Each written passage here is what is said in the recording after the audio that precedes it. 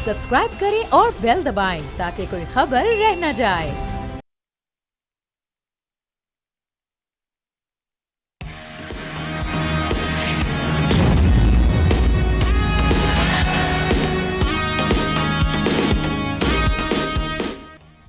अस्सलाम वालेकुम, आप देख रहे हैं न्यूज़ पंच। मैं हूं सैयद फैसल करीम। प्रोग्राम का आज आगाज़ करेंगे उस बर्निंग इशू से जिसने पूरी दुनिया को अपनी लपेट में लिया हुआ है। लेकिन दूसरी ही जानिब अक़वाम मुत्तहिदा का इजलास तो जारी है, लेकिन पूरे अक़वाम आलम खामोश नज़र आते हैं। 79वें इजलास के इफ्तिताई सेशन में जनरल सेक्रेटरी एंटोनियो गुतेरेस ने गज़ा की सूरत हाल को एक ड्राउना ख्वाब करार दे दिया है। कहा है कि फ़लस्तीनियों के खिलाफ इज्तमाई सज़ा बिला जवाज़ है। कशीदगी और तशद्दुद में इजाफे से अब लबनान भी जंग के दहाने पर आ चुका है और दूसरी जानिब बिला तातुल इसराइल की पुष्ट पनाही करने वाले अमेरिका के सदर जो बाइडेन बोले कि गजा में हजारों फलस्तीनी और बच्चे इंतहाई मुश्किल हालात में हैं। मशरिक़ वस्ता में जंग का फैलाव किसी के हक में नहीं है। आज वज़ीर आज़म शहबाज शरीफ और अक़वाम मुत्तहिदा के सेक्रेटरी जनरल के दरमियान अहम मुलाकात भी हुई, जिसमें वज़ीर आज़म ने मकबूजा कश्मीर में भारत की जारहाना कार्रवाइयों पर शदीद तशवीश का इजहार किया और साथ ही फ़लस्तीनियों के खिलाफ इसराइल की नस्ल कुशी की मुहिम की शदीद मजम्मत भी की। लेकिन तशवीशनाक बात यह है कि हर इजलास, हर कार्रवाई, हर तंबीह को रौंदते हुए इसराइल की हठधर्मियाँ जारी हैं। उसने गजा जंग को लबनान तक बढ़ा दिया है और पहले पेजर और वॉकी टॉकी हमलों से इंसानों को निशाना बनाया और अब इस नाजायज़ रियासत की फ़िज़ाइया लबनान पर बमबारी कर रही है। लबनान पर इसराइली बमबारी में हलाकतों की तादाद 500 से ज़ायद हो चुकी है। अब सवाल यह है कि क्या मशरिक़ वस्ता में इसराइली तौसीब पसंदी से जन्म लेने वाली कशीदगी तबाहकुन आलमी जंग में तब्दील हो सकती है? इसराइल को लगाम कौन डालेगा? इसराइल का आखिर मिशन क्या है? इस सब पे बात कर हमारे साथ मौजूद है एहतशामुल हक, हमाद रोहेला हमारे साथ है, इसके अलावा जायशा शिराजी। प्रोग्राम का आगाज़ आज करेंगे फॉर्मर एम्बेसडर जमील अहमद खान हमारे साथ मौजूद है। जमील साहब अस्सलाम वालेकुम, बहुत शुक्रिया आपके वक्त का। आपको लगता है कि ये मामला लबनान तक रुक जाएगा क्योंकि ईरान जो है उसको भी बहुत ज़्यादा खदशात हैं और ईरान को भी इसराइल अपनी लपेट में लेने की कोशिश कर रहा है, तो डू यू थिंक कि ये आग बस यहीं तक रहेगी और इसको कोई बुझाने वाला आएगा? देखिए, इसका पस मंज़र जानना बहुत ज़रूरी है कि ईरान को क्यों लपेट में लेना चाहते हैं। लपेटें इसराइल की शुरू से ये ख्वाहिश है कि ईरान को किसी तरह इसमें कर लिया जाए, सेकंड कर लिया जाए इसमें इस कॉन्फ्लिक्ट में। और उसकी वजह यह है कि इजराइल को शुरू से जो आंखों में बात खटकती है वो ईरान के न्यूक्लियर इनरिचमेंट का जो सिलसिला है और अब काफ़ी आगे बढ़ गया है, तकरीबन 60-65% तक। और जब चाहे ईरान हफ्तों में अपना एटमी हथियार बना सकता है। ये सबसे ज़्यादा खटक रही है बात। अब इस पैराहे में अगली बात कर लेते हैं। इजराइल ने कोशिश की कि हानिया साहब को शहीद करें ताकि ईरान की सरजमीन पर, ताकि ईरान उसमें मचल कर फौरन हमला करे और उसके जवाब में इजराइल ने कोशिश की कि वो उनके ईरान के काउंसलेट पर सीरिया में हमला करने के बाद ईरान को अट्रैक्ट करें। लेकिन डिप्लोमेसी इतनी ज़बरदस्त की गई उस वक्त ईरान की तरफ से भी और बाकी चंद ममालिक की तरफ से कि वो एक लिमिटेड स्केल में दोनों तरफ से ईरान ने कुछ बरसा दिए मिसाइल और उसके जवाब में इजराइल ने नपे तुले अंदाज में। अब जो मामला है वो थोड़ा सा और खतरनाक मोड़ पर जाता जा रहा है। इजराइल को पहले कामयाबी नहीं हुई क्योंकि अमेरिका भी नहीं चाहता था कि ये मामला एस्कालेट इस लेवल पर हो जाए कि जिसका खदशा आपने जाहिर किया कि दुनिया के बाकी बड़े ममालिक इसकी लपेट में आ जाएं, रशिया हो गया, बाकी ममालिक हो गए, तो उसकी वजह से वो नहीं चाहता था। लेकिन एट द सेम टाइम जिस किस्म की प्रोटेक्शन और जिस किस्म की सप्लाई दी जा रही है अमेरिका की तरफ से, उसका मकसद ये है अमेरिका का कि जो इजराइल के अहदाफ हैं, और अहदाफ क्या है इजराइल का, कि पहले 1948 में ज़मीन कब्जा की, 530 देहातों को बल्कि विलेजेस को और आबादियों को मसमार करके तकरीबन 19,000 के करीब फ़लस्तीनियों को वहाँ से डिस्प्लेस करके जब धकेला गया फ़लस्तीन के बाकी हिस्सों में, तो वो 1967 में मज़ीद कब्जा कर लिया गया कोई ज़मीन। और गज़ा में अब कोशिश यही की गई क्योंकि इजराइल ने इजिप्ट को भी कहा कि किसी तरीके से सिनाई का हमें आप सहरा दे दो ताकि अब इनको वहां बसा दें, आपके फलस्तीनियों को, ताकि कब्जा कर लें। तो ये इस पे बड़ी लिटरेचर मौजूद है कि ग्रेटर इजराइल का कॉन्सेप्ट। इस वक्त अभी क्या हो रहा है कि फ़लस्तीन पे तो जो हमले किए और तकरीबन 41,500 अफराद को शहीद किया, बच्चे बूढ़े उसमें औरतें, लेकिन अब जो लबनान पे चढ़ाई करने की कोशिश की गई, देखें पहले भी जो उन्होंने शुक्र साहब को, जो उनके चीफ थे मिलिट्री विंग के, उसको जब उन्होंने शहीद किया तो उस वक्त भी बड़े लिमिटेड अंदाज में हिजबुल्लाह ने उस पर रिटेलिएट किया। अब भी जब हिजबुल्लाह पर हमला किया गया तो हिजबुल्लाह बड़े अपने फुल ताकत के साथ आ ही नहीं रहा है, क्योंकि उसका मकसद वही है जो ईरान का मकसद है कि किसी तरीके से ये उस लेवल पर न पहुंच जाए कि इजराइल अपने उस मजमूम इदारों में, इरादों में कामयाब हो जाए कि वो अमेरिका को न चाहते हुए भी अमेरिका के उनको घसीटे। और अमेरिका ने बिल्कुल क्लियर कह दिया है कि हम इस चीज को एस्केलेट नहीं होने देंगे। लेकिन बात वही है जमील साहब के, द रियल क्वेश्चन इज के इजराइल पर हमला हुआ, द रियल क्वेश्चन इज के अमेरिका, फिर हम उनकी मदद करेंगे। अमेरिका कब तक इसको रिटेलिएट करता रहेगा? अब सवाल यही है। अच्छा एहतशाम साहब, शायर कहते हैं ना कि है जुर्म ज़ईफ़ी की सज़ा मर्ग मफाजात, कहाँ है OIC और कहाँ है हमारी मुस्लिम उम्मा की अफवाज? इसराइल तो कहता है ये पड़ा तुम्हारा AC, ये पड़ी हुई तुम्हारी मुस्लिम उम्मा की अफवाज।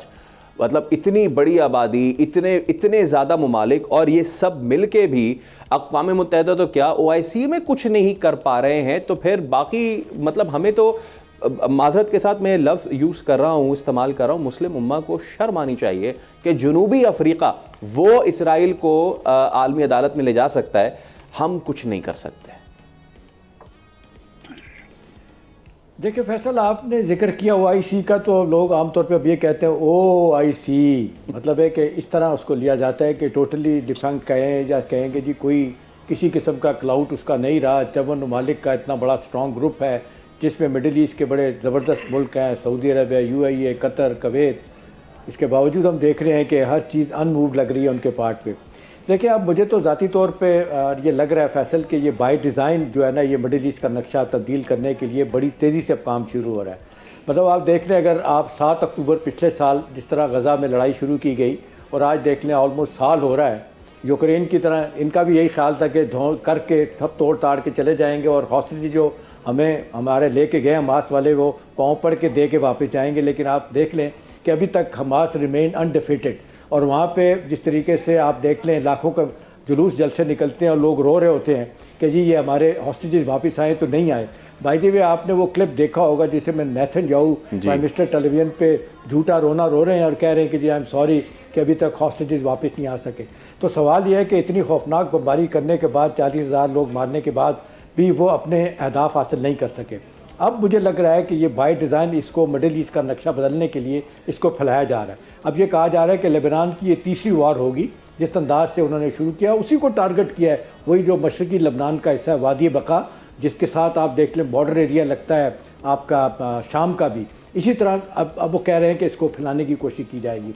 अभी आप देख लें जो अपने प्रेसिडेंट बाइडेन ने जो कल असम्बली में तकरीर की है, जनरल असम्बली में, उसमें कह रहे हैं हम कोशिश कर रहे हैं कि ये कॉन्फ्लिक्ट इसको जो फैल रहा है इसको रोका जाए।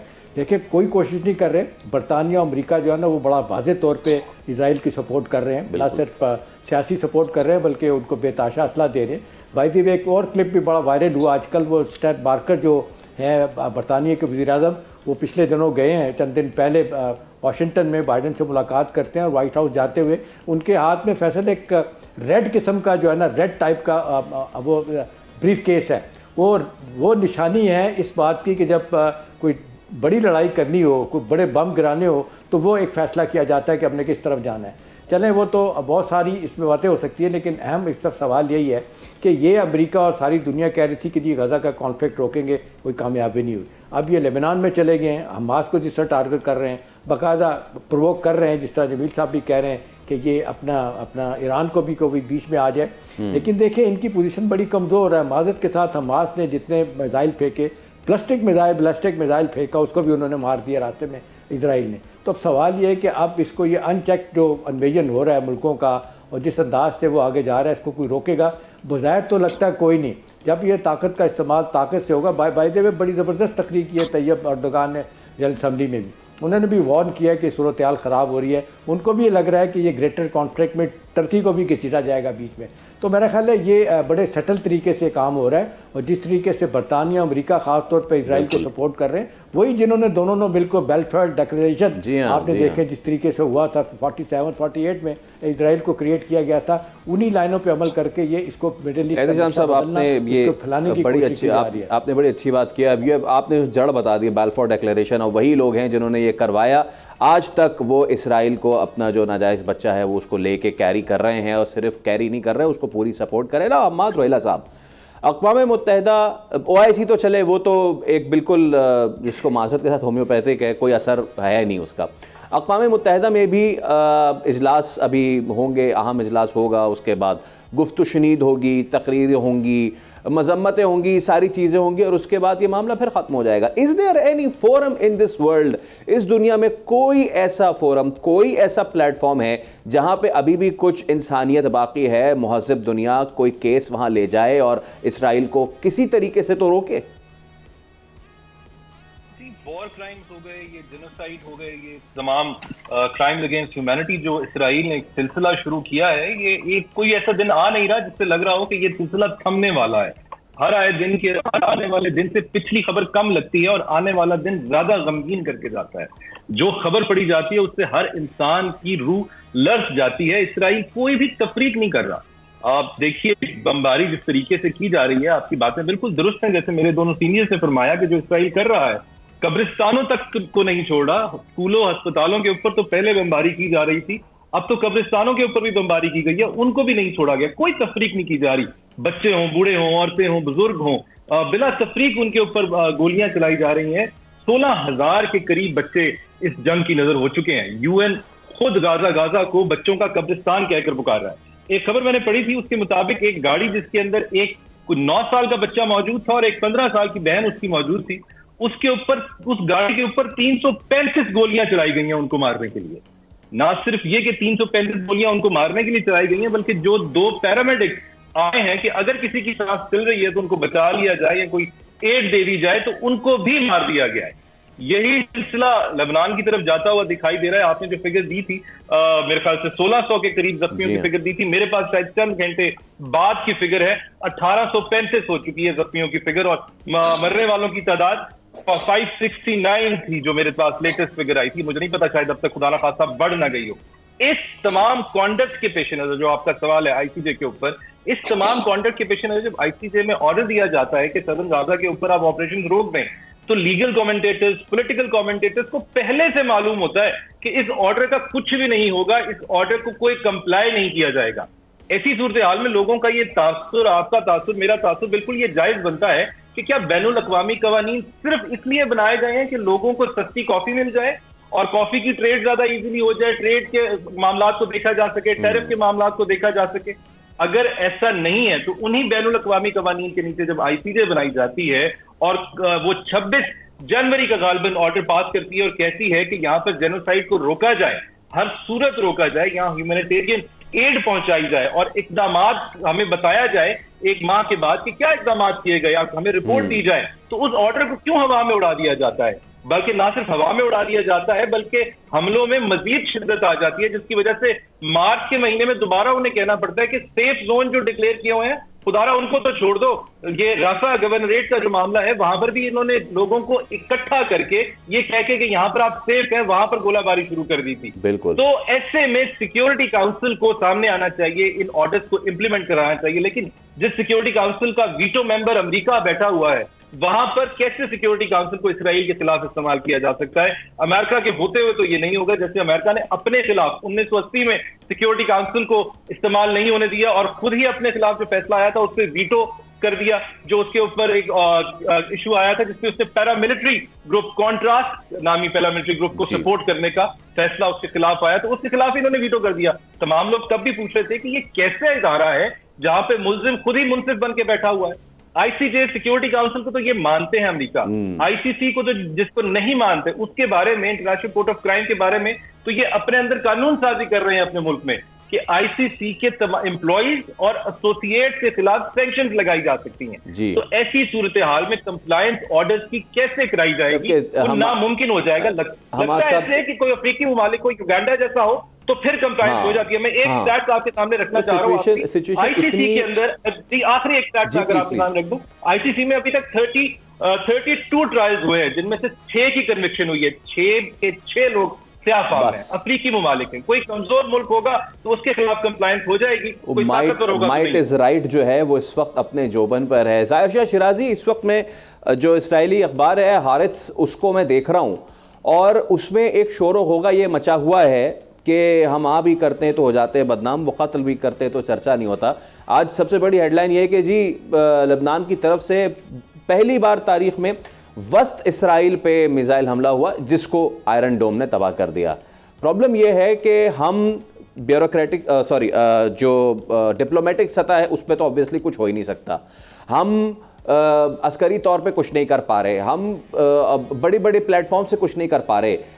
ये जो एक नोशन बनाया जाता है, एक नैरेटिव बनाया जाता है कि देखें जी हमारे साथ ये हो गया, और उस नैरेटिव को फिर बना के कहा जाता है अब हम इस पे रिटेलिएट करेंगे और अब हमारे पास फ्री लाइसेंस है, जिसको चाहे मारे। इस नैरेटिव को कहां काउंटर करें, कैसे काउंटर करें हम?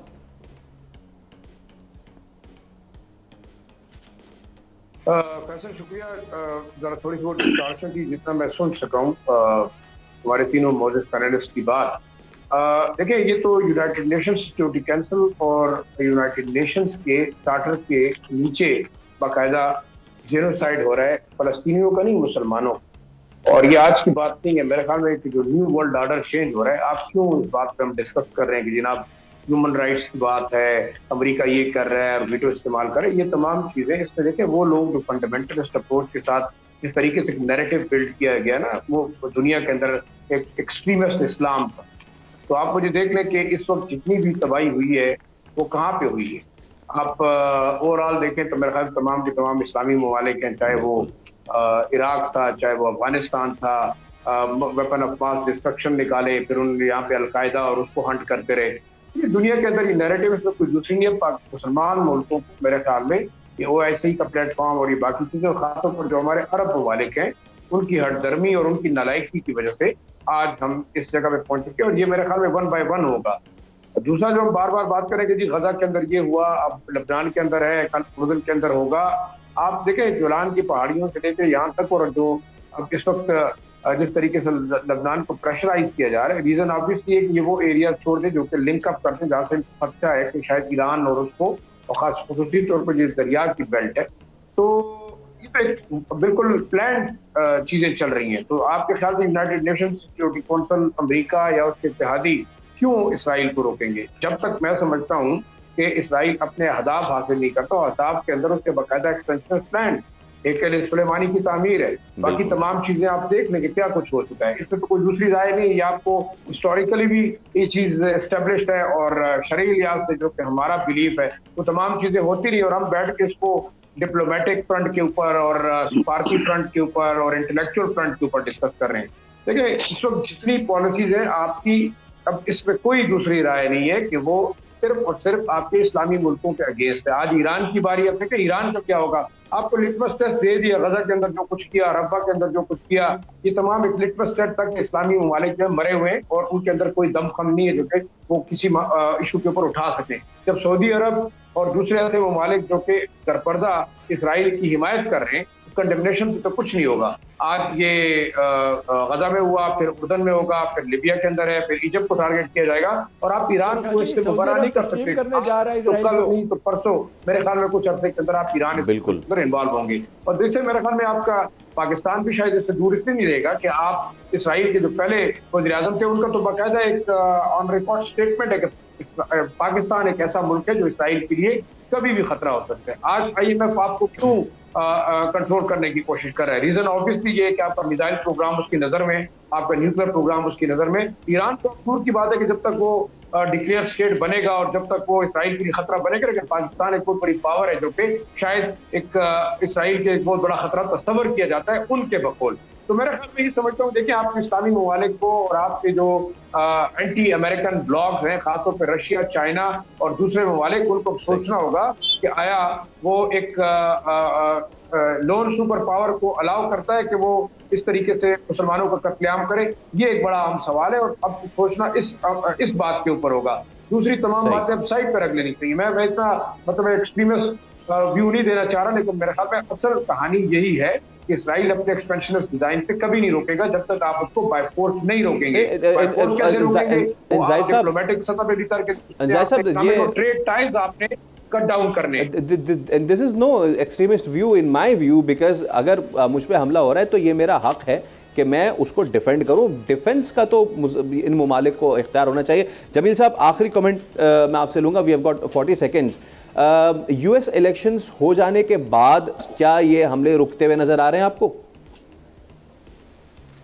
नहीं नजर आता, क्योंकि यूएस की पॉलिसी में इजराइल के हवाले से एक तसलसल है और उस तसलसल के मुताबिक इजराइल को वही सपोर्ट मिलती रहेगी जो पहले इजराइल को मिलती गई है। और ये बात दुरुस्त है कि 1 by 1 and turn by turn जो अभी गुफ्तगू हो रही थी कि हम सारों की बारी आ जाएगी, जिस तरह सीरिया हो चुका, इराक हो चुका, लीबिया हो चुका, अब ईरान की बारी है, उसके बाद देखें किसकी बारी आती है। ये बात भी दुरुस्त है कि हमारे इस्लामिक ममालिक के जितने भी सरबराहान हैं, डरे डरे से सहमे से वो अपने अपने चार्टर के आर्टिकल 9 आर्टिकल 8 की पासदारी नहीं कर सकते, जिसमें फलस्तीन का जिक्र है। ये बात भी दुरुस्त है कि सिक्योरिटी काउंसिल की जितनी रेजोल्यूशंस नहीं है, मेरे पास सारी लास्ट कमेंट मेरे पास ये स्पेशल सिक्योरिटी काउंसिल की रेजोल्यूशंस हैं। ठीक है, इसमें रेजोल्यूशन नंबर 242 है जिसके तहत वो बिल्कुल ठीक है। जमील साहब, योर पॉइंट टेकन। सर आप 20 सेकंड्स, एहतशाम साहब 20 seconds sir, please go on. ये 5 नवंबर को जो अमेरिका में इलेक्शन हो रहा है, डेमोक्रेट्स और रिपब्लिकन दोनों भरपूर हमायत कर रहे हैं इसराइल की कि हर सूरत में उसकी प्रोटेक्शन की जाएगी, बढ़ बढ़ के उसकी हमायत हासिल की जा रही है, उसको दी जा रही है। लिहाजा अमेरिका से तो आप बिल्कुल तवक्को ना करें, जो पार्टी जीत के आएगी वो इसराइल के साथ खड़ी होगी। एब्सोल्युटली। तो फिर अब क्या किया जाए ये तो वक्त बताएगा। बहुत शुक्रिया जमील साहब। आप प्रोग्राम के अगले समय, जैसे कि जाहिर शाह शिराजी ने कहा कि IMF का उन्होंने जिक्र किया, तो अब हम उसी का जिक्र करेंगे इन द सेकंड पार्ट। और पाकिस्तान की मईशत और उसकी इकनॉमी के लिए IMF एक कड़वी गोली साबित होगी या निजात दहिंदा होगी, इस पर हम ब्रेक के बाद बात करेंगे। Stay with us.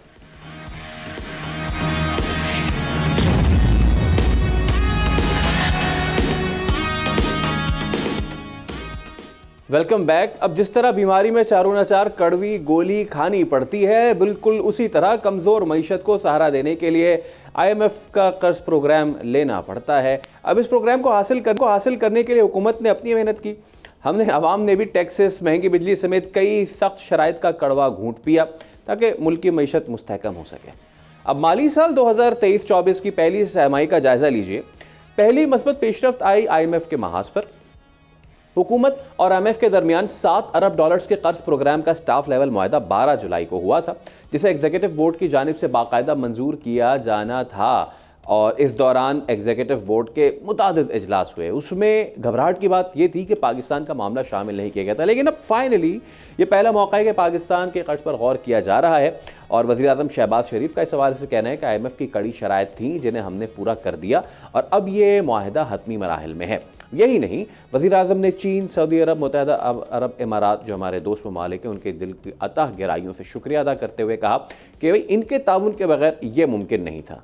तो इस तमाम सूरत हाल में सवाल यह है कि पाकिस्तान के लिए 7 के कर्ज मंजूरी का इम्कान कितना है। इसी पे हमारा पैनल भी मौजूद है और इस सेगमेंट में हमें ज्वाइन कर रहे हैं फॉर्मर मिनिस्टर सलमान शाह साहब भी हैं। एहतशाम साहब, अगर मैं आपकी जानिब ये सवाल लेकर आऊँ भाई कि आपको ये जो मामला इस वक्त है निजात दहिंदा लग रहा है या कड़ा शिकंजा लग रहा है? $7 अरब मिल भी जाएं, उसके बावजूद पाकिस्तान को अपनी ज़रूरियात पूरी करने के लिए वी स्टिल नीड मज़ीद $5 अरब।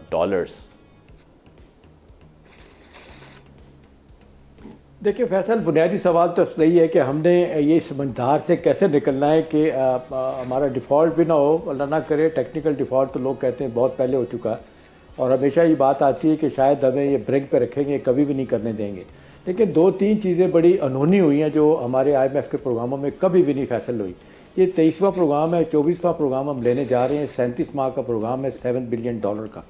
अभी देखें कि जो हमेशा हमने देखा है, मैं अपने एक मुद्दत से मैं इनको कवर भी करता रहा हूँ कि जब इनका स्टाफ लेवल डिस्कशन होती है, टेक्निकल लेवल की टीम आती है, महीना डेढ़ महीना पाकिस्तान में रहती है, उसमें बड़े एक्सपर्ट, हर फील्ड के एक्सपर्ट होते हैं।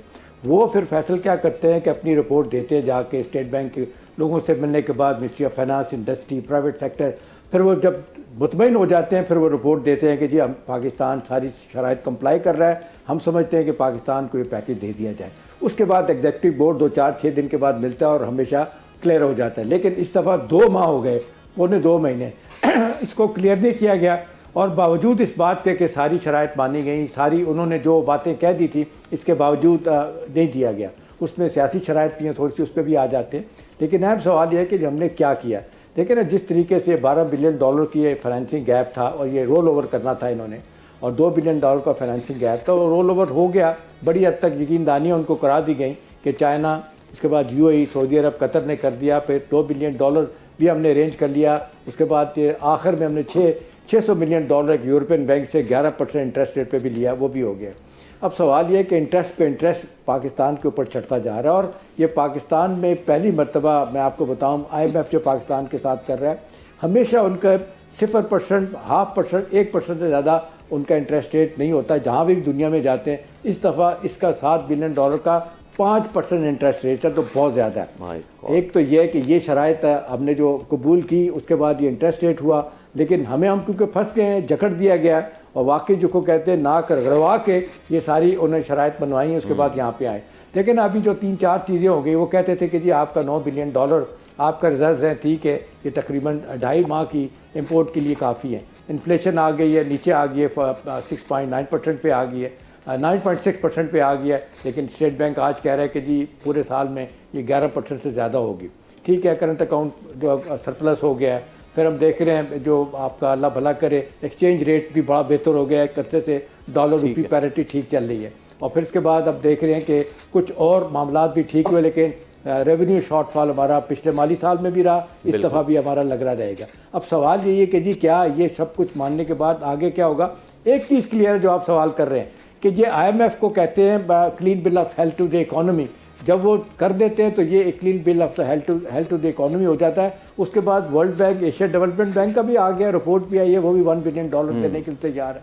वो एक रास्ता खुल जाता है। इवन आप देख लें कि इस दफ़ा तो हमारे साथ अपने दोस्तों ने हाथ किया, सऊदी अरब ने भी कहा, UAE, चाइना ने भी कहा कि you better first go to the IMF programme, उसके बाद हम आपसे बात करेंगे।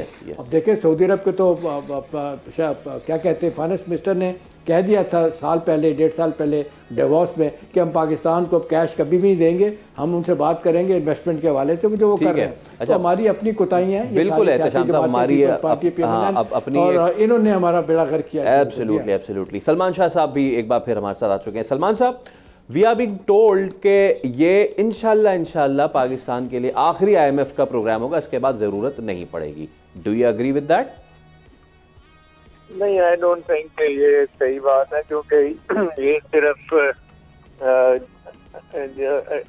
हवाई फायर जैसे कहते हैं ना, ये वो वाला है। क्योंकि वो अगर लास्ट प्रोग्राम हमने करना है तो उसके लिए हमें बहुत ज़्यादा काम करना पड़ेगा, जिसको रिफॉर्म्स कहते हैं। और रिफॉर्म की बातें तो सब करते हैं, लेकिन उसको करने के लिए तैयार नहीं। रिफॉर्म का मतलब ये है कि आपने नंबर 1 आपने हुकूमत के अखराजात को स्लैश करना है, बिल्कुल कम करना है, महकमे ख़त्म करने हैं, मिनिस्ट्रीज ख़त्म करनी है, आपने डीरेगुलेशन करनी है, नौकरी शाही की जो बंदिश है इकोनॉमी पे उसको ख़त्म करना है, ब्यूरोक्रेटाइजेशन इकोनॉमी की जो है उसको ख़त्म करना है, फिर आपने प्राइवेटाइज करना है, आपने लिबरलाइज करना है, आपने इम्पोर्ट्स को दोबारा से खोलना है, आपने बहुत से काम करने हैं जो बिल्कुल आप कर ही नहीं रहे। और इसकी इंडिकेशन तो पिछले दिनों आ गई थी जब ऑस्टेरिटी कमेटी से कैसर बंगाली साहब ने रिजाइन किया है, तो उन्होंने बता दिया है कि जी हमने 53 डिपार्टमेंट्स को एवेल्युएट किया था, जिसमें से आधे बंद करने थे, लेकिन अल्टीमेटली हुकूमत ने एक को शायद कहा है कि इसमें हम इसको किसी और में मर्ज कर देंगे।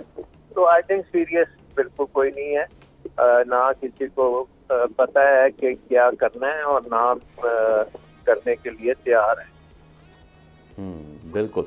और साथ में एक ये भी जी प्लीज, आप कंटिन्यू कर रहे हैं तो प्लीज गो ऑन। जी, मैं ये कह रहा था कि ये तो पहला स्टेप है ना कि आपने हुकूमत के अखराजात को कम करना है। उसके बाद आपने बिजली के निज़ाम को बिल्कुल सही करना है। बिजली के निज़ाम में दुनिया का सबसे एक्सपेंसिव बिजली हम लेते जा रहे हैं और इतने ड्रामे इसके ऊपर हो रहे हैं, और कभी आप देखेंगे कि उसका ज़ीरो इम्पैक्ट आएगा बिजली के बिलों पे, और हमारी इंडस्ट्री जो है वो एक्सपोर्ट कर ही नहीं सकती इतनी महंगी बिजली के साथ। फिर ये बिजली के निज़ाम के बाद आपको अपनी इकोनॉमी की ओरिएंटेशन बिल्कुल चेंज करनी पड़ेगी। ये इंपोर्ट ओरिएंटेड इकोनॉमी को आपको एक्सपोर्ट ओरिएंटेड इकोनॉमी में कन्वर्ट करना है। तो ये कोई आसान चीज़ें नहीं है। ये चीन ने या मलेशिया ने या इन ममालिक ने जो चेंजेस की थी उनको कई साल लगे थे, और बड़े उनकी लीडरशिप भी बड़ी स्ट्रॉन्ग थी और वो करने में कामयाब हुए और बेशुमार सक्सेस भी आया। हमारा तो हम सिर्फ अखबारों में और बयानबाजी में बिलीव करते हैं, एक्शन में तो हम करते ही नहीं है believe. Absolutely, very well said sir. एक ब्रेक ले रहे हैं, ब्रेक के उस पर हाजिर होंगे कि सलमान शाह साहब ने कहा कि अखबारों के बयानात तक हमारी मामला सब सही हैं। बड़े अहम बयानात हैं वज़ीर ख़जाना साहब के, आपसे शेयर करेंगे एक ब्रेक के बाद। Stay with us.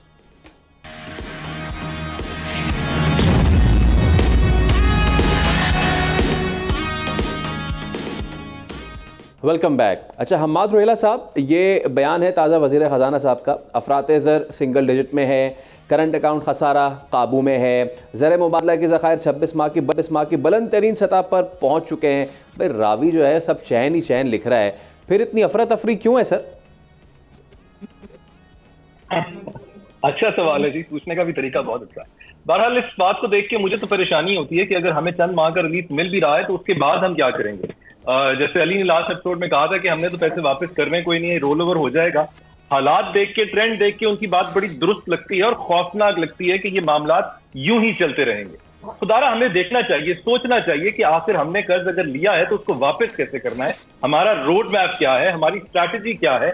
अवाम को इस बारे में कॉन्फिडेंस में लिया जाना चाहिए, उनको बताना चाहिए कि क्या माइलस्टोन्स हैं, शॉर्ट टर्म गोल्स क्या है जिनको हम पूरा करेंगे। कोई इंसान अगर छोटा सा इदारा भी चला रहा होता है तो उसके परफॉर्मेंस रिव्यूज होते हैं। हमारे पॉलिसी मेकर्स के परफॉर्मेंस रिव्यूज कब होंगे, कौन करेगा, किन केपीआई पे किए जाएंगे, इस पे हमें बताया ही नहीं जाता। मुझे तो यही डर लगा रहता है कि दोबारा भी यही वक्त आ जाएगा और हम लोग एक दूसरे का मुंह देख रहे होंगे, अगले IMF प्रोग्राम की तरफ जा रहे होंगे। जैसे अभी मुझसे पहले मिनिस्टर साहब ने कहा, बिल्कुल बखूबी कहा, उन्होंने सही कहा कि हमें अपनी इंपोर्ट्स की तरफ बात करनी चाहिए। तमाम इकोनॉमिस्ट जो है एक्सपोर्ट्स की तरफ बात करनी चाहिए। तमाम इकोनॉमिस्ट इस बात पे मुत्तफिक हैं कि हमारा जो सबसे बड़ा मसला है वो इनकम और एक्सपेंसेस का है, जिसकी सबसे बड़ी रीजन इंपोर्ट एक्सपोर्ट का डेफिसिट है। एक रिपोर्ट के मुताबिक हम हर $100 की एक्सपोर्ट के ऊपर $130 की इंपोर्ट करते हैं। ये पुराने फिगर्स हैं, मेरे ख्याल से इससे अमाउंट अब बहुत बढ़ गई होगी। और ये जो फर्क हमें नजर आ रहा है $100 और $130 के दरमियान, इस फर्क को हम FDIs और रेमिटेंसेस के थ्रू पूरा करते थे।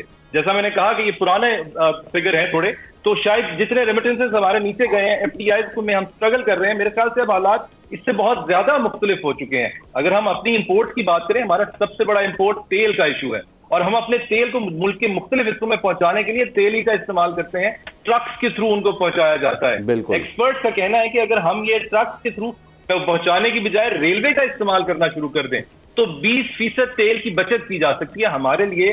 तो एक एक कतरा, एक एक % बहुत अहम है। आपने बात की पहले बड़ी इंट्रो में बड़ी खूबसूरत बात की कि हमें कड़वी गोली खानी पड़ेगी। टैक्सेस एक कड़वी गोली जरूर है, लेकिन कड़वी गोली के साथ, दवाई के साथ अच्छी खुराक की भी जरूरत है। हमें अपने इंडस्ट्रीज को ठीक करने की जरूरत है, एक्सपोर्ट्स बढ़ाने की जरूरत है। अगर हम देखें टेक्सटाइल के अलावा भी हम देखें कोई और जी हमारा सब मसला ये कि कड़वी गोली सिर्फ मैं और आप मिडिल क्लास खाएगा, वो जो बड़े बड़े एवेडर्स हैं वो उनके लिए कड़वी गोली नहीं है। खैर, because we have got limited time, तो मैं आपकी इजाजत से ज़ाहिर शाह शिराजी आखिरी कमेंट आपसे। ज़ाहिर भाई, ये जैसे शॉर्ट टर्म की बात की भी है हमारा साहब ने, शॉर्ट टर्म, लॉन्ग टर्म, कोई पाकिस्तान का प्लान आपको नजर आता है आने वाले सालों में कि जो हम अपनी इकोनॉमी को अपने पैरों पे खड़ा कर सकें? बिल्कुल, शॉर्ट टर्म और लॉन्ग टर्म दोनों प्लान नजर आ रहे हैं। $7 बिलियन मिलेंगे और आप देखेंगे कि आपके हुक्मरानों के जो असासे हैं, देखिए वजीर बताएं, IMF इनसे ये नहीं पूछता कि आपके प्राइम मिनिस्टर और उनके खानदान के असासे कितने हैं। कितने बिलियन डॉलर हैं, आपके सदर और उनके खानदान के कितने, आपके जो पॉलिटिशियंस हैं उनके जायदादें कहाँ हैं। और दूसरा मेरे ख्याल में IMF को ये भी पूछना चाहिए, अगर वो वाकई पाकिस्तान के साथ मुखलिस है, कि जो स्टेट बैंक जो है जारी नहीं कर रहा उन लोगों के जिन्होंने अरबों रुपए के कर्जे माफ कराए, तो बिल्कुल प्लान उनका है कि नेक्स्ट जब 4 साल गुजरेंगे तो जो मौजूदा हुकूमत के लोग हैं वो उनके एहसास 4 गुना हो चुके हैं और पाकिस्तान के जो $3 बिलियन है वो मजीद जो है जीरो पे चले जाएंगे। देखिए बड़ा आम सवाल ये है, आप हमेशा मुझसे आखिर में पूछते ना तो मेरे पास बात होती है करने की, तो सारी बातें तो लोग कर चुके होते हैं, तो मैं कल से देखूंगा कि शायद हो सकता है मुझे भी पहला नंबर आप देंगे। कर दिया, पहला नंबर दिया आपको, आपकी पर्ची मैंने बारी लगा के रख दी है। मेरे ख्याल में वो बनना चाहिए। कैसर बंगाली साहब जैसे एक्सपर्ट क्यों भाग गए, उसका रीजन ऑब्वियसली ये है कि आपके अशराफिया, आपके जो इस वक्त पर सर इक़्तिदार तबका है, वो ये $700 बिलियन जो है जी जी जी जी बिल्कुल आपके बीच में बात आ रही है, कोई मेरे ख्याल में आज कनेक्शन हमें तंग करे, ये मछली जो है ना फिर इसने हमारी केबल खा ली है। अब इम्पोर्टेंट चीज क्या है, इम्पोर्टेंट चीज ये है कि मैं ये समझ नहीं रहा कि आखिर ये कर्जा आप किस लिए ले रहे हैं, तकसीम करने के लिए ले रहे हैं ना। बगैर पाकिस्तान की इकोनॉमी अगर पिछले 23 प्रोग्रामों में इम्प्रूव नहीं हो सकी तो ये आखिरी कर्जा क्या मदद करेगा। देखिए इंपॉर्टेंट चीज ये कि हमारी विल भी नहीं है और हमारी इंटेंट भी नहीं है, और हम सिर्फ इस मुल्क के अंदर मुफ्त की जो है ना वो एंजॉयमेंट के लिए, मुफ्त का पेट्रोल फूकने के लिए, अपने आप को जो है वो नए सूट पहनने के लिए, आपकी अशराफिया फिर जो है अगले 4 साल इंजॉय करेगी हमारे पैसों के ऊपर, MPAs, MNAs, पार्लियामेंटेरियन, सेनेटर, आपकी जो बरसर इक़्तिदार अशराफिया है और आपके मुल्क के अंदर जो इलीट क्लास है वो इंजॉय करेगी इन पैसों को, ये पैसे बाहर भेजेगी। और दूसरा अहम नुकता क्या है ये मुझे बताएं, आज आप कैलकुलेट कर सकते हैं कि जो एक्सपाट्राइट पाकिस्तानी थे जो UAE में, दुबई में मजदूरी करते थे, जो कनाडा और बरतानिया और अमेरिका के अंदर मजदूरी करते थे, क्या आज वो वापस आपके मुल्क को पैसे भेज रहे हैं? मेरे ख्याल में तो वही सवाल कर रहे हैं कि अगर ये बड़ी आम बात है, लेकिन जाहिर भाई क्योंकि वक्त जो है वो खत्म हो रहा है, तो अब देखना ये है कि IMF का ये जो अब कर्जा है ये क्या पाकिस्तानियों के लिए राह निजात साबित होगा या फिर बकौल शायर बढ़ता गया जो दवा की। प्रोग्राम से इजाज़त दीजिए, आपसे मुलाकात होगी कल। अल्लाह हाफ़िज़।